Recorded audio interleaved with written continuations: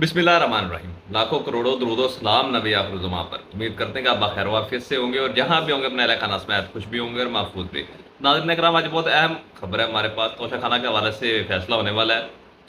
और आपको एक बड़ी खबर दे रहा हूँ कि मुल्क के बड़ों ने फैसला कर लिया कि आखिरी ऑप्शन अब कप्तान ही है।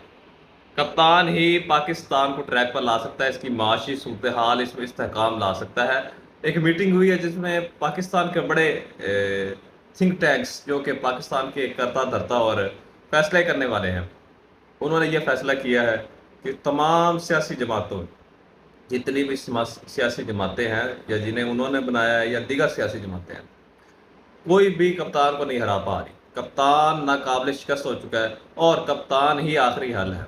इसलिए कप्तान को मौका देना चाहिए। कप्तान को मुल्क की बागडोर दोबारा इनके हाथ में देनी चाहिए ताकि मुल्क में सियासी और माशी इस्तेकाम आ सके।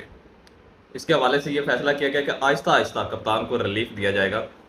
आहिस्ता आहिस्ता कप्तान के केसेस जो है ये ख़त्म किए जाएंगे और कप्तान को आहिस्ता आहिस्ता इस तरफ लाया जाएगा।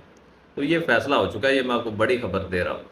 बाकी तोशा खाना का भी फैसला आने वाला है, तो उस फैसले से आपको अंदाज़ा हो जाएगा कि ये सिचुएशन जो है, ये मामला जो है, ये किस तरफ जा रहे हैं।